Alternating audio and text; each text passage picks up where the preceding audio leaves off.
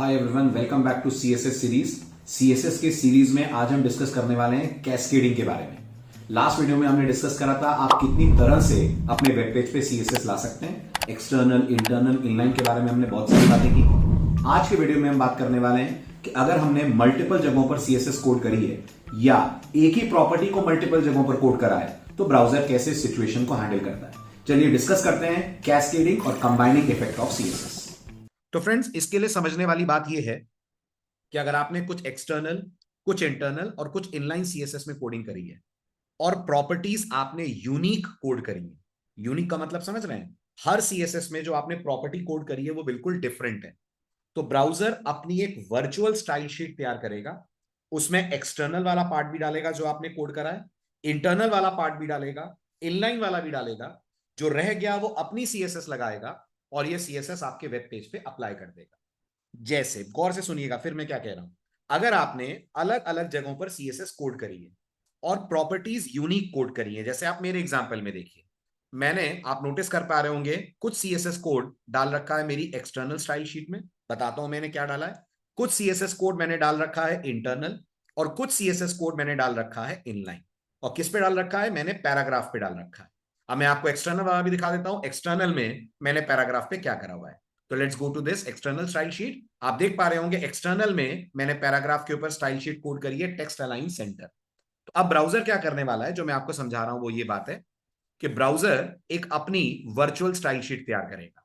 Okay, ठीक है। इस वर्चुअल स्टाइल शीट में वो एक्सटर्नल से लेकर आएगा जो मैंने अलाइनमेंट सेट करा है। आपने नोटिस करा मेरी जो एक्सटर्नल स्टाइल शीट है उसमें मैंने पैराग्राफ के लिए अलाइनमेंट सेट करा है सेंटर। तो what browser will do, browser external से लेकर आएगा अलाइनमेंट, तो ये अलाइनमेंट एक्सटर्नल वाला आ जाएगा विच इज सेंटर। ये ब्राउजर की स्टाइल शीट तैयार हो रही है जिसको अपन वर्चुअल सीएसएस का नाम दे देते हैं। ये ब्राउजर अपनी एक सीएसएस तैयार कर रहा है। इंटरनल में आकर वो देखता है क्या यहां भी टेक्स्ट अलाइन है? नहीं, यहां टेक्स्ट अलाइन नहीं है, यहां कलर है। तो वो यहां से कलर ले लेता है जो मैंने सेट करा हुआ है रेड। इनलाइन में आकर देखता है क्या यहां कलर या अलाइनमेंट है? नहीं, यहां तो फॉन्ट स्टाइल है। तो वो यहां फॉन्ट स्टाइल ले लेता है विच इन माई केस इज इटैलिक। यानी अब इस पैराग्राफ पे तीन प्रॉपर्टीज अप्लाई हो जाएंगी। एक्सटर्नल हैंडल करेगा इसका अलाइनमेंट, इंटरनल हैंडल करेगा इसका कलर और इनलाइन हैंडल करेगा इसका स्टाइल। और जो रह गया मतलब जैसे मैंने फॉन्ट साइज के बारे में कोई बात नहीं करी है, तो बाय डिफॉल्ट फॉन्ट साइज इसका 16 पिक्सल आएगा, राइट। मैंने ये नहीं बताया कि मुझे फॉन्ट का कैसा वेट चाहिए, तो फॉन्ट बोल्ड नहीं आएगा, फॉन्ट नॉर्मल आएगा। ये सब वो लगाएगा अपनी डिफॉल्ट सीएसएस। तो अगर अपन इस वेब पेज को रन करें तो जैसा अपन ने डिस्कस करा बिल्कुल वैसा ब्राउजर आपको इफेक्ट दिखाएगा। हमारा ये पैराग्राफ रेड कलर में आएगा जो इंटरनल के कारण हो रहा है। हमारे पैराग्राफ का अलाइनमेंट जो हमने माई स्टाइल्स 2.css में दिया है, आई थिंक सेंटर दिया है, तो सेंटर आएगा। और हमारे इस पैराग्राफ का जो स्टाइल है वो इनलाइन के कारण इटैलिक आएगा। चेक करिए आउटपुट में ऐसा ही आपको कुछ नजर आएगा। क्लियर? आप देख पा रहे हैं जो हेलो वर्ल्ड है सेंटर पे आ रहा है क्योंकि एक्सटर्नल ने बोला था अलाइनमेंट सेंटर करो। इसका कलर रेड आ रहा है क्योंकि इंटरनल ने बोला था कलर रेड करो, और इनलाइन ने बोला था इसका स्टाइल अपने आप में इटैलिक कर। तो ये हुई तब की बात जब स्टाइल्स अलग अलग है, जब प्रॉपर्टीज अलग अलग है। फिर आता है एक बहुत ही इंटरेस्टिंग केस कि तब क्या होगा जब प्रॉपर्टीज आपस में क्लैश करेंगी।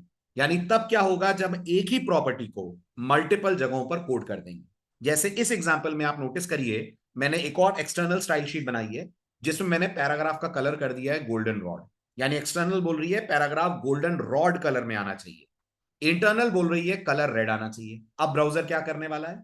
तो फ्रेंड्स, जब एक्सटर्नल इंटरनल में सेम प्रॉपर्टी कोड हो जाती है तो आता है कैस्केडिंग इफेक्ट। कैस्केडिंग इफेक्ट क्या बोलता है? जो लास्ट में कोड होगा बस ब्राउजर उसको याद रखेगा, प्रीवियस वाले को कर देगा ओवरराइट या रिप्लेस। तो एक्सटर्नल ने ब्राउजर को बोला पैराग्राफ का कलर गोल्डन रॉड करो, लेकिन इंटरनल ने बोला पैराग्राफ का कलर रेड कर दो। बाद में किसको लगाया है मैंने? बाद में मैंने इंटरनल को लगाया है। तो फ्रेंड्स, ये वाली कलर सेटिंग इसकी कलर सेटिंग को कर देगी रिप्लेस। यानी अब मेरा पैराग्राफ किस कलर में आने वाला है? मेरा पैराग्राफ आने वाला है रेड कलर में। तो अगर मैं इस पेज को रन करूं, I am not going to see paragraph as golden rod colour, I am going to see the paragraph in red colour as you can see in the output. बहुत सारे beginners ये सोचते हैं कि sir शायद internal external से ज्यादा priority रखती होगी। नहीं, ऐसा बिल्कुल नहीं है फ्रेंड्स। यहां प्रायोरिटी नहीं, यहां कैस्केडिंग का इफेक्ट आपको दिखेगा। जो भी आप बाद में कोड करोगे, ब्राउजर के रास्ते में जो भी स्टाइल शीट बाद में आएगी, ब्राउजर उसको अप्लाई करेगा आपके पैराग्राफ पे।